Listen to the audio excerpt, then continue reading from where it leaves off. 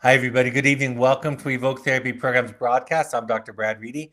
Today is Monday, April 19th, 2021. For those of you that might be new to this format, we take live questions and answers every other broadcast.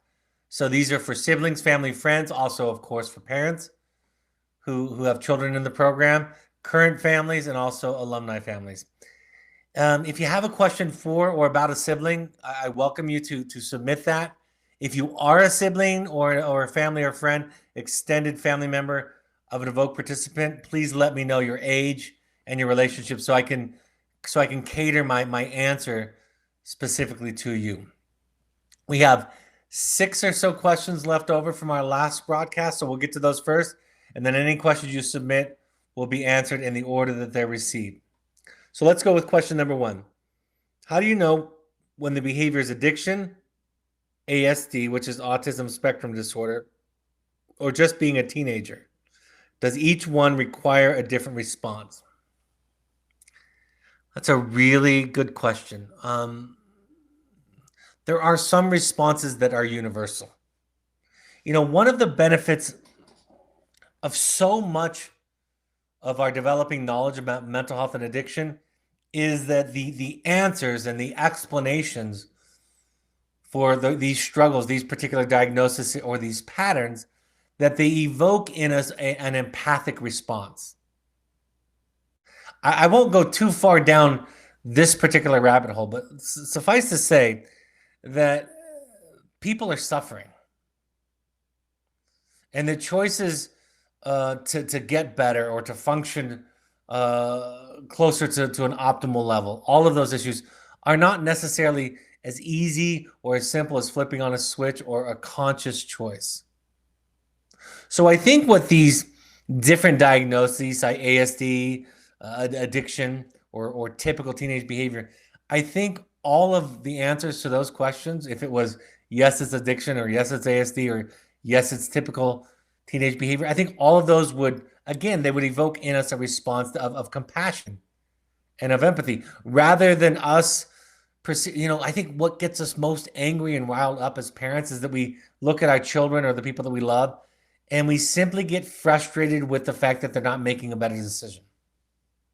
And we want to wake them up to how their behavior is harming them and us. And it's a little bit more complicated than that. When I read this question, one aspect of it, you asked, how do you know which it is, that's our training, right? Really remember, what we're trying to do is we're trying to build a model based on our observations and based on the science about our observations that helps us to understand why things are happening.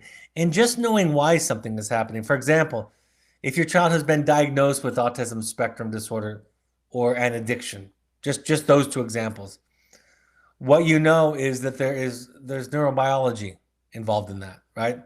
There are genetic predispositions to that. There are patterns that get reinforced in the system that tend to keep that behavior kind of stuck, locked into predictable, unhealthy, and unhappy patterns. And so in the broader, when I'm dealing with diagnoses, when I'm dealing with clients, I generally take a 10,000 foot perspective, right? And I say, we're all suffering, we're all in pain, and our behaviors, our acting out behaviors, our symptomatic behavior, our defenses, our unconscious way of communicating our needs. And often those needs go unmet, or we're ineffective at communicating to the people that we care about and the people around us what we need. And so as a therapist or a father or a spouse, and I'm far from perfect in any of this, but I try to recalibrate myself to say, what can I hear?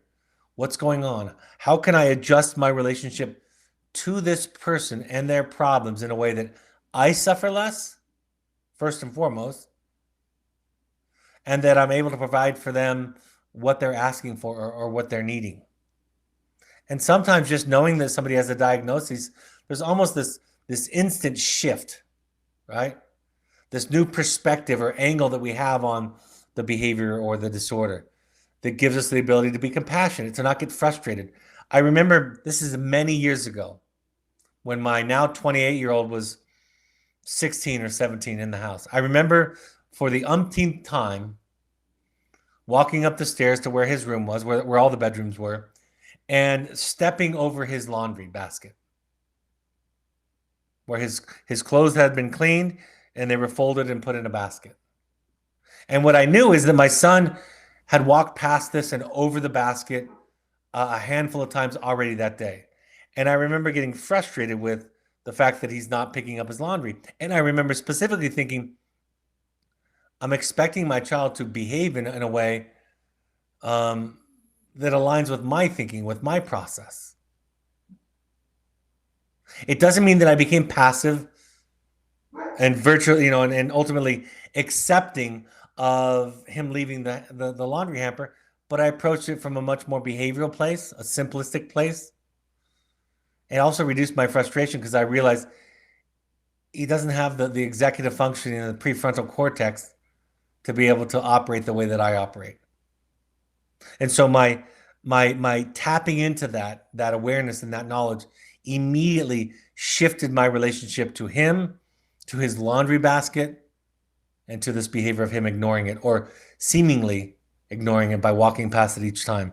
So our job as loved ones, as therapists, is to stay curious and ask questions and learn and listen to what the behavior is telling us. Try to inform ourselves as well as we can. It's going to take some time to diagnose between addiction, ASD, and the various issues that our children or our loved ones have. And some of it is developmental.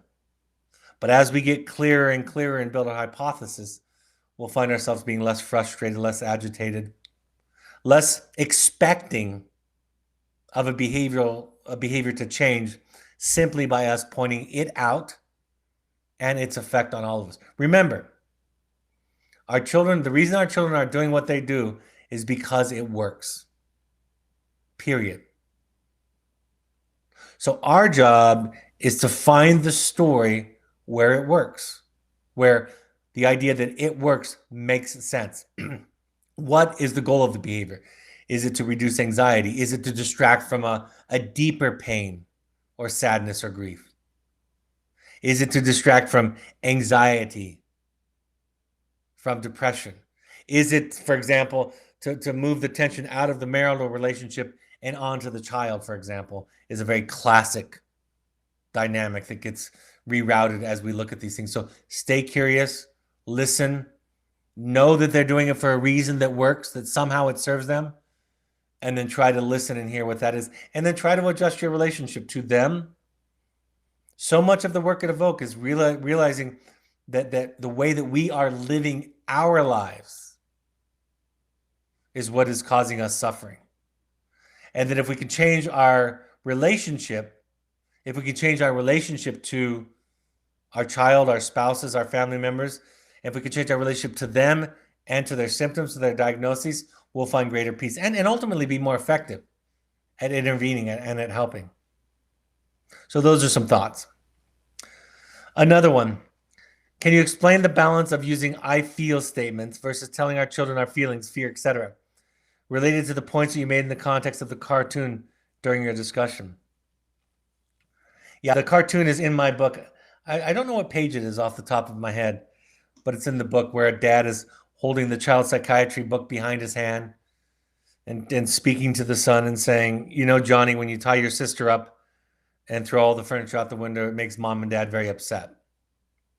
And this is kind of our idea these days of enlightened parenting. I've shifted. I shifted in the journey of the heroic parent by that point, but I've shifted even more dramatically after that. It's a matter of emphasis. I've said, and I said it in The Audacity to Be You, and I've said it since I wrote that, I'm almost at the point where I discourage parents from sharing their feelings toward their child. And then people get all panicky and say things like, don't my feelings matter? Where do I get to be present in the relationship? And what I mean by almost ready to discourage that is ask yourself the question of why. I mean, really, it's an inside job, this exploration. And the inside job is to ask yourself, what's your motive? What do you intend? That's part of what therapy can provide for you, right? The more you go to therapy and sit and listen to an empathic, curious, questioning therapist, the more you kind of understand what's going on inside of you. And so when you learn that you're sharing your feeling with your child so they'll feel a sense of obligation or guilt and thus change their behavior, then you know that you're piling something on top of them that they were never meant to hold. And then you learn that if you share it in moments where your only intent is to be present, to take ownership, and then to signal to the child that it's not their responsibility and that you'll go take care of this another place, or that you'll take a time out, or you'll go to therapy, or you'll go to your support group or to your sponsor. That's okay. But remember this. Children are inadequate containers for us. In other words, children are not built to hold our emotions. It's at best burdensome and at worst devastating when we ask them to hold our emotions, to be responsible for our emotions. In essence, the warning is if a primary parenting technique of mine is to tell my children how I feel, so then they know if they're doing well or not doing well, I am making them responsible for my feelings. I am teaching them that what I feel is about them. And then they go out into the world believing that what teachers and peers and the dominant culture society thinks about them is about them. And it doesn't take too much effort to recognize the danger and the damage it does when a person goes out and thinks that what people think and feel about them is about them. You can easily see how that kind of personality structure makes somebody vulnerable to peer pressure, not have a strong sense of themselves, right? Dependent upon other people, codependent, if you will. So it really does challenge this idea of being very, very judicious in the sharing of feelings to your child. It really does illuminate the fact that it was never meant to be this way. And that children will often suffer greatly underneath our emotions. Somebody writes, is this boundary or control? Is this a boundary or control? Daughter wants to be with person X that uses drugs, has been domineering with them in the past. They can have a relationship with this person X. You don't want that person coming to the house or involved in family events. I think that sounds like a boundary to me. If you had said, if your daughter was under the age of 18, and you had said you're not comfortable with them hanging out with this person and therefore it's a rule, I think that would be a boundary too. The difficulty with that is it's really, really hard to manage who the friends are, right? That's a pretty tall order. If your child goes to school outside of the home, right, has social experiences with peers in the neighborhood outside of the home, that's a really, really hard thing to manage. And I think it could easily lend to a controlling dynamic. But what you described sounds like a boundary. You can do this, but do it over there. I'm not okay with him being over here. I don't like him. And then there's another whole area, which is, why does she like him? Why is she prone to be around a controlling boyfriend? I wonder if that comes from the family of origin, right? And I'm not picking on you or anybody. That's the same question I ask myself of my daughters and my sons. What might I have done in our dynamic, in our context, to contribute to their wounding, to contribute to their issues? That's a part of the heroic journey, the heroic ask, if you will. So I think you can pull this apart more and understand deeper, more complex, very important dynamics. But on the surface, the question of setting a boundary, who's allowed to come in your home, I don't see that being controlling. Believing you can choose your child's friends or partners even. We all know that if you ban your daughter or your son from dating person X, you might as well say hi to your new child, to your new son or daughter-in-law. Right? There's that old idea that sometimes it comes right back on us. But I think for me, I think what's more interesting is what what have I done? What have we done as a family that would create a vulnerability in my daughter where she would be attracted to somebody that fits the description that you're using? Somebody writes, it seems like an out-of-home placement like wilderness can be setting a boundary or the ultimate power and control move. I can see that the intention behind the placement is important framing, but either way, the child is experiencing the same action. If the action is the same, what is the difference to the child? I'm so glad that you asked this. Controlling parenting originates from fear, right? Anxiety, anger, and resentment, among other things. And authentic or assertive parenting, what I call influential parenting, originates from authenticity, courage, love, compassion, the spirit of letting go. And so when I talk about, for example, sending a child to wilderness, if that's the choice, you can do that from a healthy place or an unhealthy place, no doubt. You can do almost any decision in the world from an unhealthy or a healthy place. The child will sense it over the long haul. It will be exposed in your letters, in your dialogue. It'll be exposed in your parent phone calls or your parent visits or your aftercare. Eventually, it's there. So the child, the behavior is just a sign. And if we follow that sign back deep inside the person who's made the decision, we discover what's going on for them. That's why telling your kid they have to be home at midnight or sending them to wilderness or telling them they're not allowed to drive until they get a B average in school, whatever the boundary is, those don't determine healthy families or unhealthy families. Those just become the outgrowth, the choices that arise out of who you are. That's why I'm not a big skill and tool guy, although I have some of them. Even the 8 tools, which are what I've compiled to be the 8 tools that I've seen to be used by families that consider themselves happy, successful families. It's not that those tools will fix things, is that they will, if you allow them to, they'll teach you to have a different relationship with your child, to think differently. And what I say to our staff is, if you were enlightened, and I use that word very broadly, if you were enlightened, you would use the 8 tools automatically. If you were enlightened, it would never occur to you to tell somebody what they should do. So yes, I say in tool 4 or 5, avoid using words like should, but that's not the point.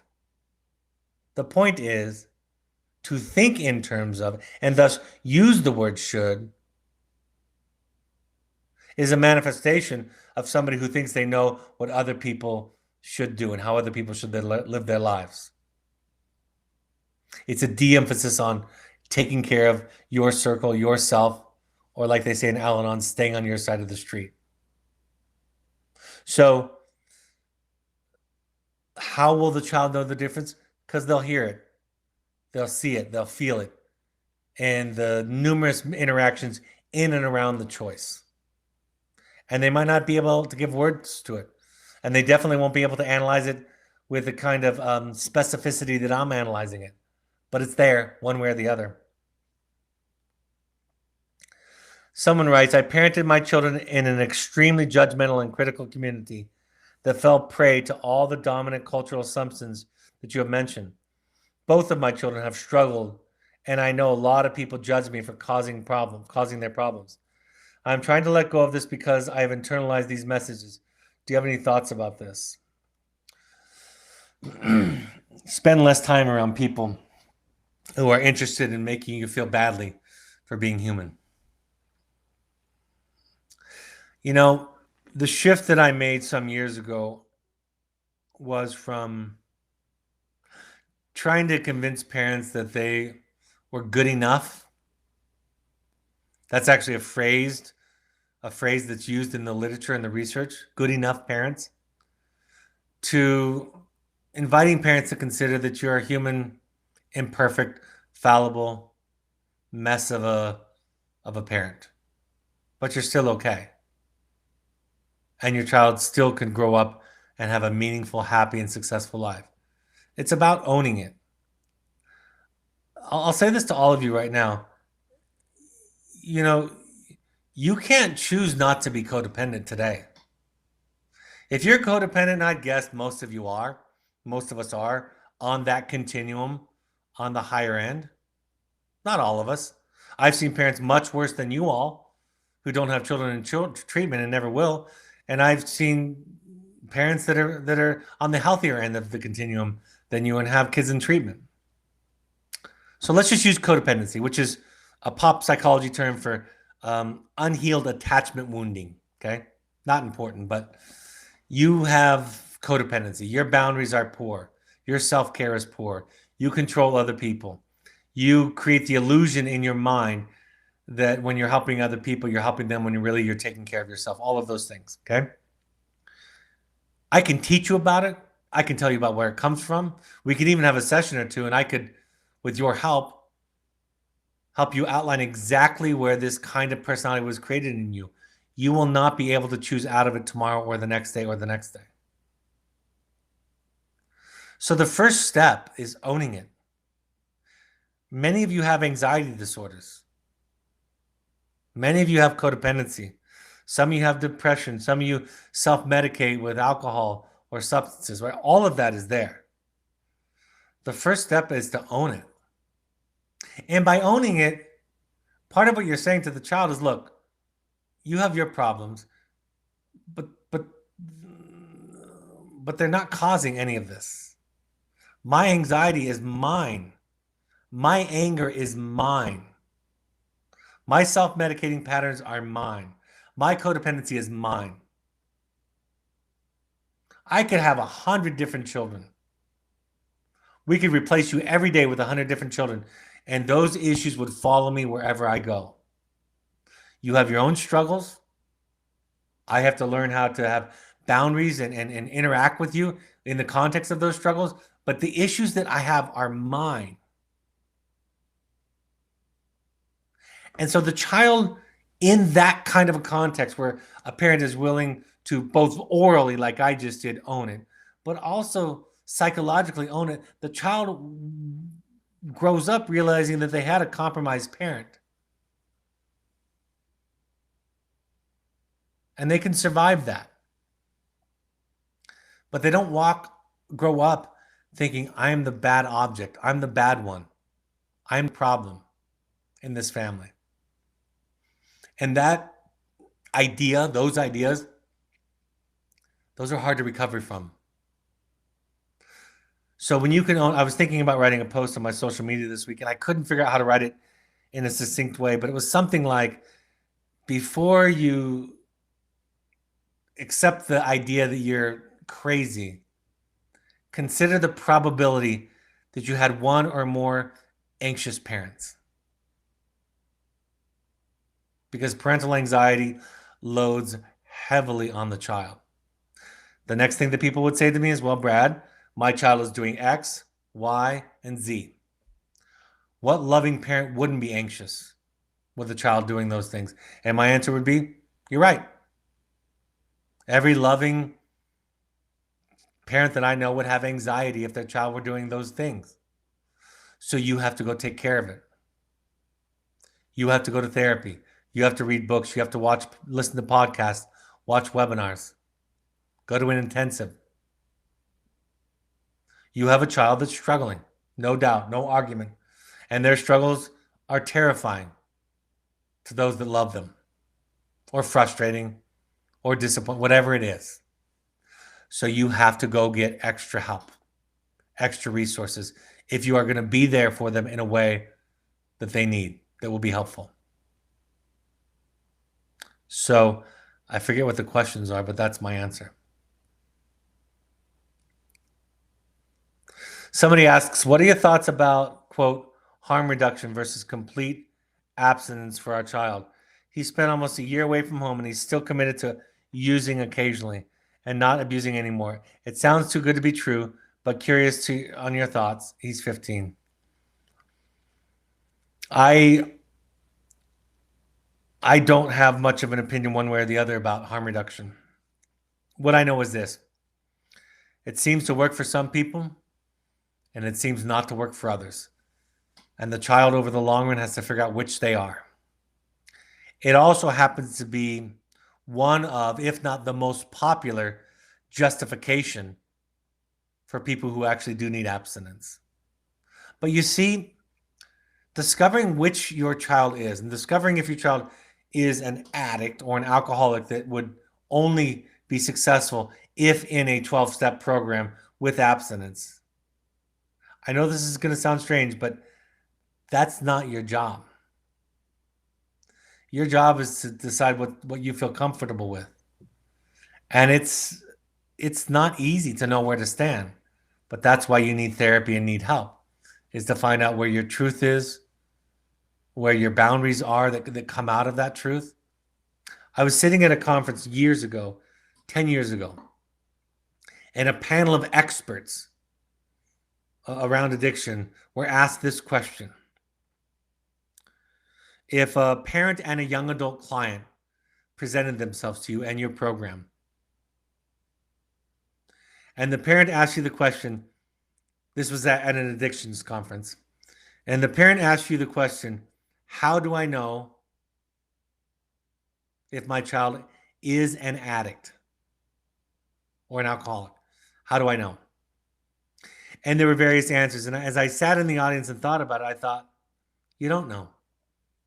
You don't. And not only is it not your job to know, it actually becomes part of the problem if that's your focus, answering that question. Isn't that interesting? You trying to figure out if your kid is an addict or not, and focusing on that and potentially even obsessing about that. Not only is it not part of the solution or not required for the solution, but it's actually part of the problem. See, let me go broadly with this. Boundaries aren't about figuring out what's right in the world and then living by it. Boundaries are about saying, I'm not comfortable with this, or I'm comfortable with that. Most of us, that includes me and my children to some degree, grew up in a family where right and wrong was the important question. Who's right, who's wrong? When we shift to recovery, when we get in therapy, when we heal, when we grow, when we evolve, we don't concern ourselves with how right we are about somebody else's diagnoses. We just get clear about what we're okay with and what we're not. And we stop arguing. We stop defending. I did a role play with my clinical team today where I pretended to be the client. And it sounds something like this. I said this. This is what I said. I don't mean to justify. I don't mean to blame anybody else. I don't want to defend myself. But I'm really, really angry at my father for working so much. I know I'm responsible for my choices. I know other people have it worse than I do. As a white male, I know that I am a place of privilege. I know ultimately I'm responsible for my choices, and other people have worse fathers than I do, and they don't abuse substances or act out the way that I have, on and on and on. And I said to the team, what do you know about this child or this client? What do you know about them? What are they telling you? And what we talked about is they're telling you that the world isn't safe, that they have to be right, that what they feel is not enough, and that they have been conditioned, abused, if you will, sometimes by the institutions and therapists that were supposed to help them, that if they said it wrong, they were going to get nailed to the wall. So what do I say to a client when they say, I don't mean to justify, I know I shouldn't say this, I know other people have it worse? Sometimes I'll say, tell me about that. Feels like it's really unsafe for you. Or do you think that that's what I'm going to do is confront you on your justifying and denial? Or is that how it was in your family? You had to be right? Or I'll say, it's okay. I just want to hear how you're feeling. I'm not going to correct your language or your tools or your distorted thinking or your thinking errors. I'm not going to do that. I just want to hear your story. And I'm sorry that I and others in your life may have made you feel like you couldn't just feel and be you. You had to be right.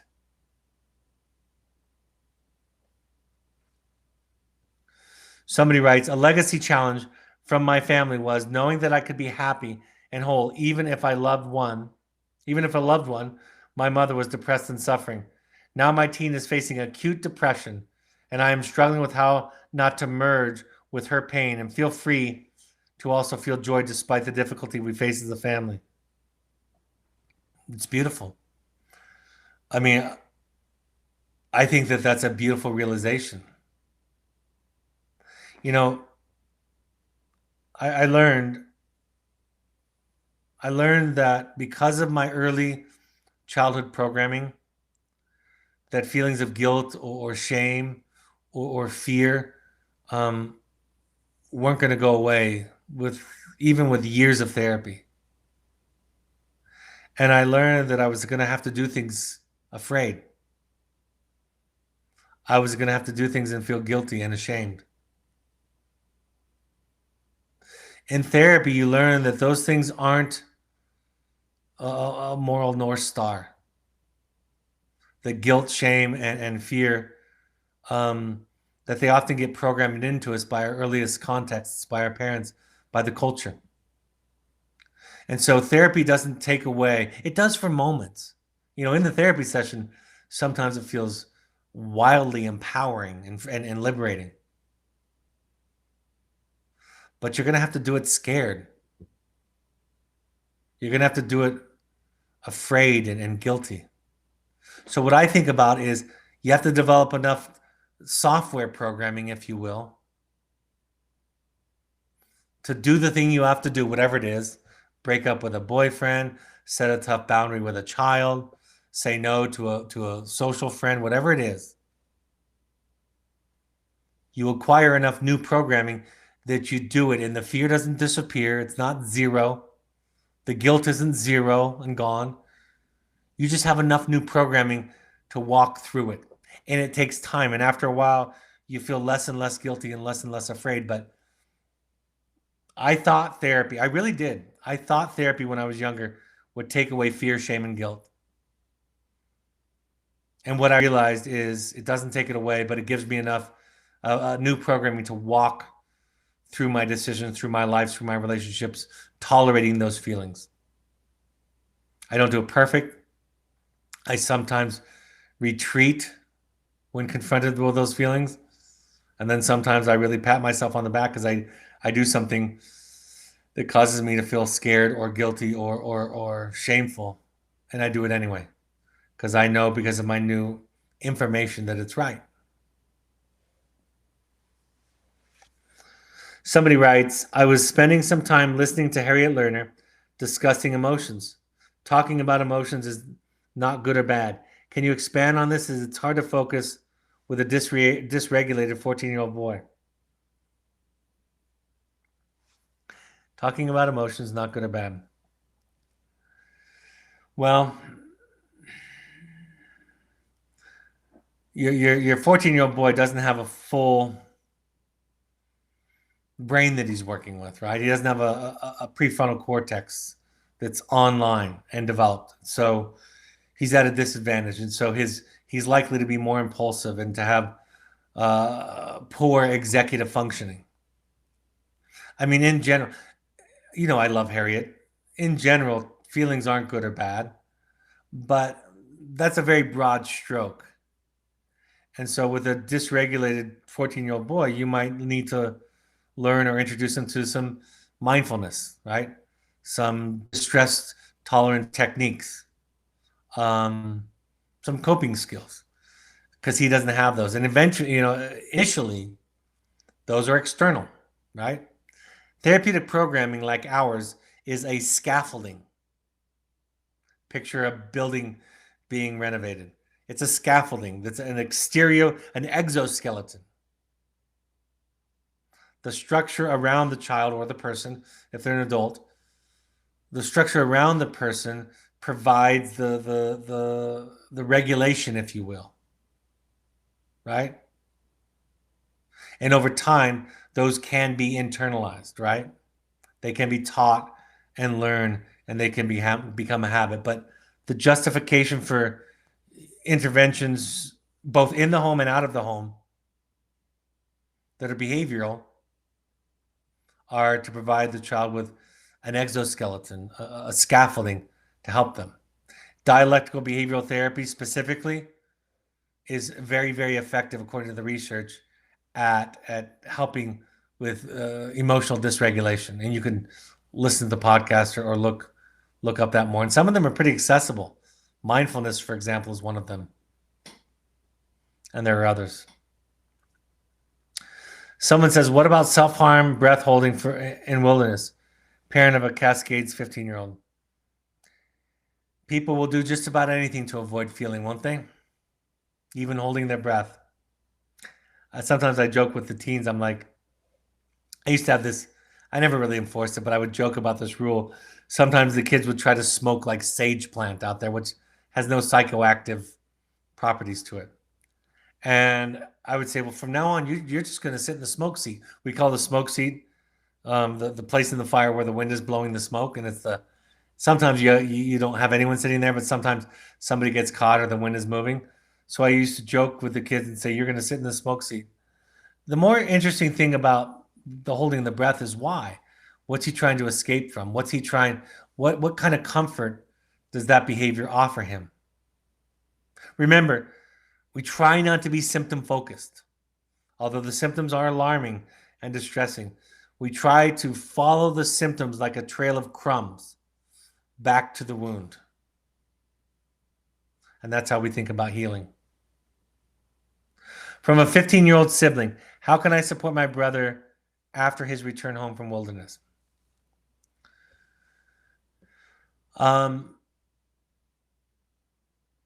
I would say listen to or watch some of these podcasts or listen to a couple. Just look at the list, ask your parents for the list, and listen to 1, 2, or 3 of them. Read any of the books that your brother or sister might have been reading in the wilderness. In other words, learn a little bit of what they're learning. Let them teach you what they've learned. Let them be the expert. They've been the one that got in trouble. So it's going to be nice for them that they can also teach something. If they can be the one that has learned something or that knows something that you don't know right now. So my simplest answer is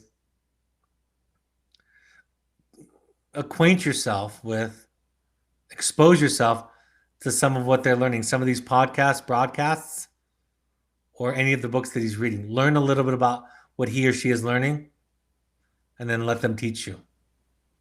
And try not to, and this goes for your whole family, try not to have a black and white perspective on their success. Nobody's perfect. And we all take steps back. And we all sometimes make mistakes that betray our maturity, that sound like we're much younger than we are.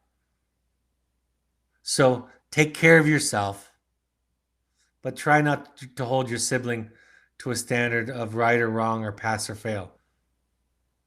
Try to find some compassion for them. Those are my few ideas. If you're willing to go to a therapist to talk about it, that's also something you can do. It's really, really scary to go to a therapist for the first time. And your sibling has done much, much more than just that.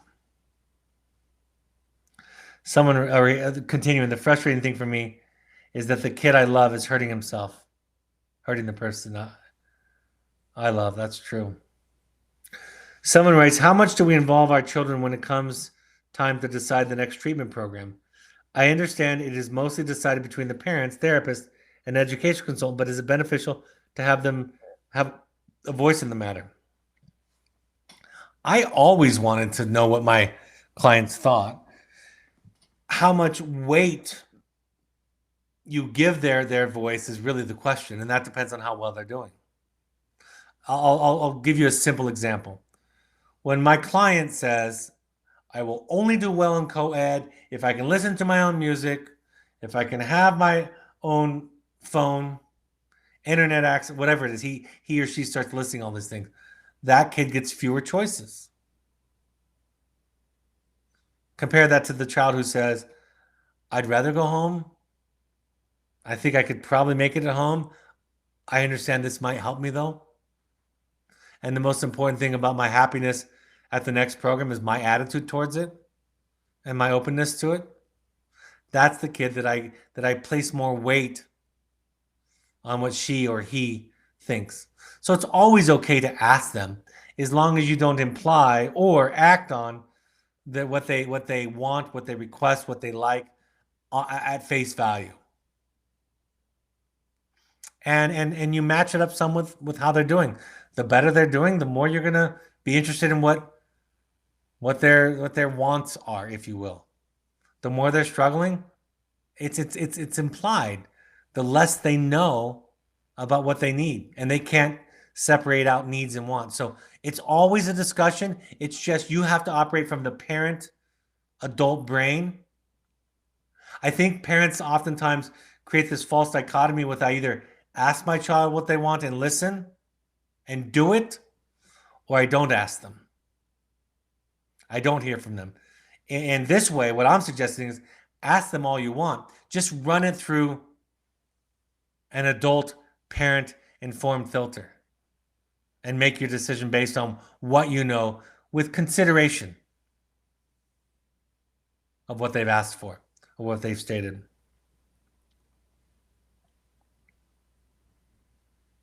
Did I lose Malia? Malia, I'm one question. There we go. I've always been a safe person for my now 21-year-old daughter, who's had a difficult relationship since birth with her father, my ex, who is extremely narcissistic with mood swings. Recently, however, she has been swayed by him and is saying that I am a bad person and toxic since I sent her to treatment. Her father got her out of treatment. Do you have any suggestions or resources on how to handle parental alienation? I did a podcast or a broadcast, a webinar on co-parenting. That can help. I think probably my simplest, broadest suggestion is go to Al-Anon. Go to Al-Anon to focus on your side of the street. See, co-parenting fractures, parental alienation at this level, you can't stop it. And you cannot completely reverse or block its negative effect on the child and the relationship. That's impossible. But you can stay focused on your side of the street. You can stay focused on what you're in control of. That's going to be the challenge. And over the long run, as children, when children grow up and get healthy, and that's an if, not a when for all of these kids. That's an if. They'll bond to you. They'll recognize your stability. They'll recognize the work that you've done. They'll be able to see the difference between a toxic parent and a non-toxic parent. Or where it's probably not binary like that. In fact, I know it's not binary like that. It's a continuum. They'll love you as you are, as they grow up, as they mature, as they develop. But it would be so easy to be seduced. I know I get this way all the time. It'd be so easy to get seduced into the power struggle, into the debate, to the argument, to vilifying, to trying to prove my goodness, to trying to point out he or in this case he or her problems. It's very, very tempting to be seduced into that context. This, what I'm suggesting, you have to get out of it. And it's going to be scary, and there are no guarantees, and your child could become, for lack of a better word, brainwashed. So all you can do is be as healthy as you can be, right? That's all ultimately you have control over. So make that your project, and your obsession is your mental health. Somebody writes, I'm trying to set a boundary with my 22-year-old son who is in sober living about how much I reach out to him, check in with him. He recently transitioned from a program, and we had a set weekly call. I have a lot of anxiety and worry about him being able to keep it all together. Now I feel like if I reach out, it is out of fear, and that comes across in my text or conversation. I am very conscious of this and want to avoid it, but then I find that I'm not reaching out at all because I'm afraid that my fear will leak. My first thought is it's okay. In your attempt to heal yourself and to be with him in a healthy relationship, you're going to screw it up. But in the long run, in the long arc of life, of the relationship, it will right itself out. It will bend itself toward a healthy relationship. So your instincts are there. I would tell him, I have an anxiety disorder. I am triggered by you.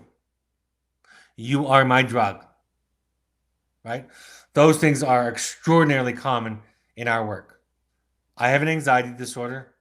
You are my trigger, and you are my drug. I'm going to go get treatment by this, this, and this. I'm going to go to an intensive to work on my childhood trauma. I'm going to go to Al-Anon or Codependence Anonymous. I'm going to read a daily reader, and I'm going to mess up. I'm going to overcorrect. I'm going to be crazy as I try to heal myself. And you know what your son will say? Me too. You know what your son, most of your children would say to that if you said that? Welcome to the party. Now you know what I feel like. Right? So that's what you do. And you'll make mistakes and you'll do it wrong. And that's okay.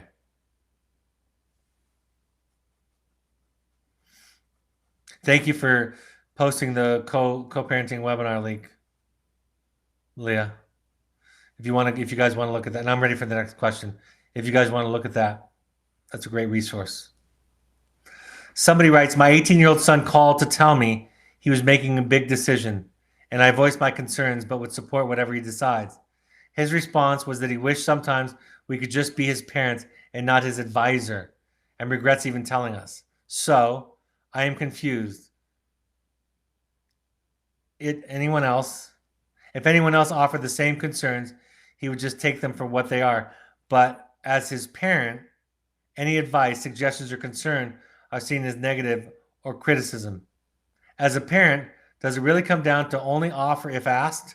Because it feels wrong to not be at least able to have a conversation around our concerns when our child might not have thought about the consequences around the decisions that they are making. Great question. Few things. You're not the same as another person. You occupy in your child's psyche, all of you. You occupy something in their psyche that no other human being does, not exactly. Your thoughts and feelings weigh heavily on them. Because if you are upset enough, you will leave them. That's what their brain tells them. That's what our biology, that's what evolutionary psychology teaches us, is that we are wired to make sure that we are not abandoned because we are pathetic creatures. So you are different than everybody else. And yes, I would go a step farther. I wouldn't even say don't give advice unless asked. I would say even if you're asked, be reluctant to give it.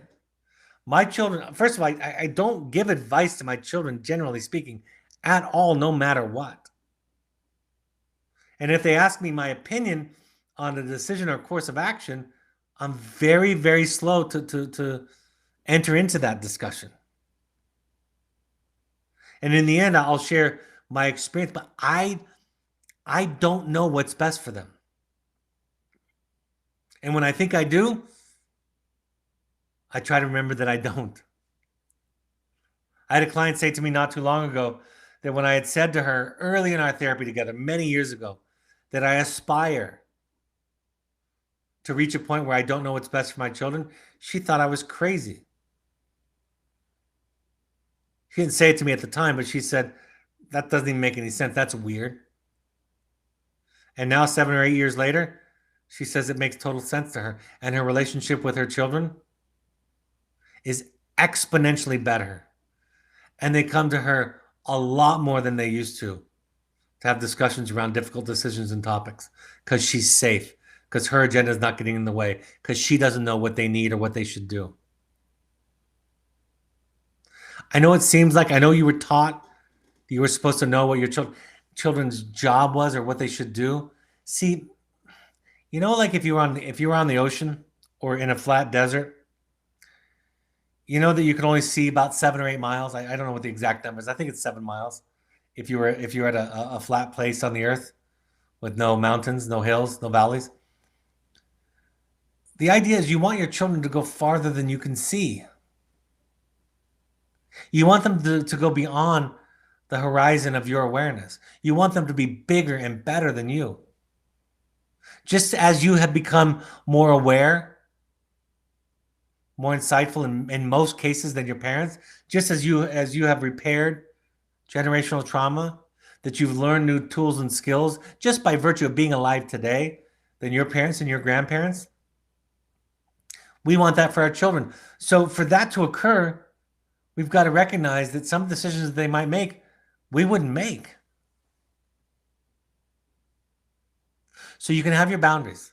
You can have your limits. You can even have your opinions. You can have anything you want, really. But in this work, you don't know somebody else's truth. And you don't know sometimes they need to make a mistake and fail at it. And lastly, back to the beginning, when you express an opinion or a feeling, it's not the same as a stranger. The child's psychology puts a very heavy weight on your opinion. And what your child is expressing, what I would do is I would go back to your child and say, I shared this with a therapist and they said, you were doing a good job and I was screwing up. Thank you for telling me. I'm so glad. I'm not going to get this right, but I'm going to work on it. Somebody writes, how do we negotiate, navigate when you and your spouse do not have the same level of comfort and are okay with different levels and boundaries, as in harm reduction or other important boundaries? I don't like these questions. I don't like questions about spouses who aren't on the same page because there's no easy answer. You know, you take turns, you let go, you step toward the middle, go to co-parenting therapy, find out where you are aligned and start from there. Try to discover where your side of the equation might be intertwined with anxiety or fear or shame or guilt. You know, uncover that side of things. Sometimes I tell parents, let's try it the other person's way for a while. We know you have the same goals for your child to have a happy, healthy, successful life. Let's try it their way for a little while. Maybe they need to try it this way. So taking turns, stepping toward the middle means compromising. You know, in a compromise, I've learned this from business. In a good compromise, both sides are unhappy. That's always the sign of a good compromise. At the end of the day, you don't know the magic formula, but you want to create a safe enough environment with you and your spouse that you can talk about both of your shame and your fear and your issues and your childhood wounding, right? That's the ideal. Again, the co-parenting broadcast that Malia posted up a couple minutes ago would work. I'll take one more question, Malia. Are the teens under tight supervision 24/7 in the wilderness? Also, how long is the minimum length and maximum length to be there in wilderness?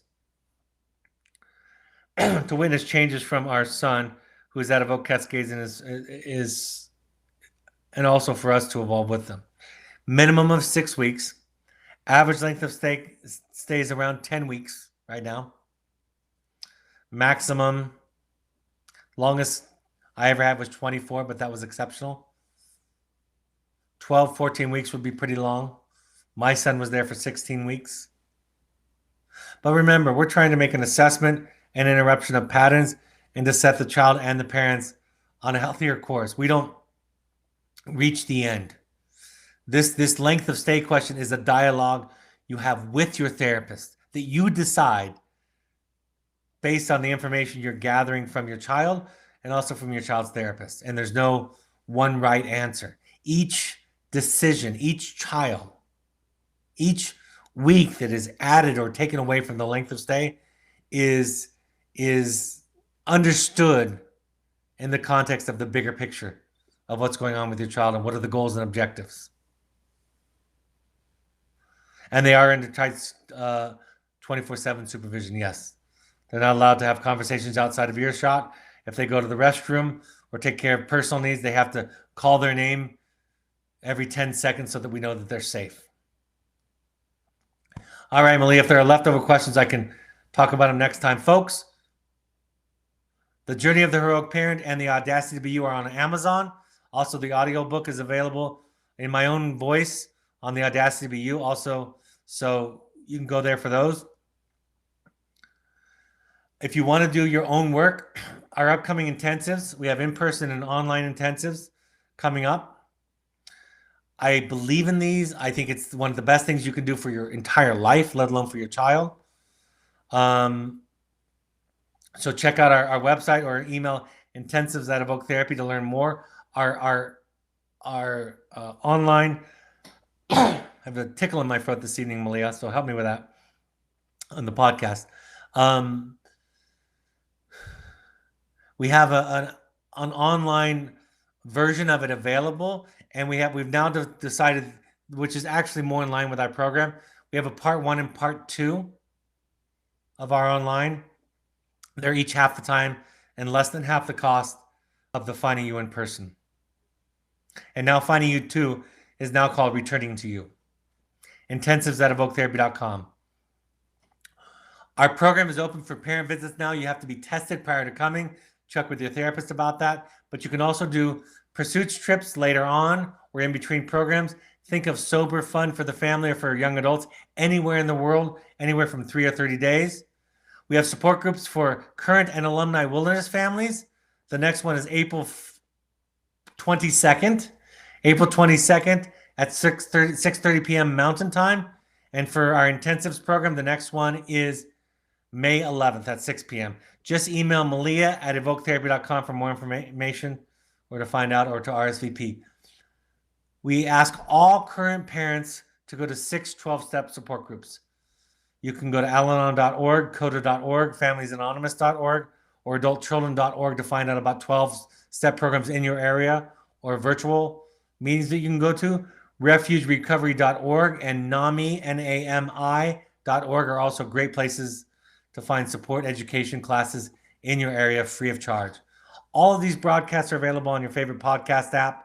Just search Finding You and Evoke Therapy Podcast. Go there, like, subscribe, rate us there.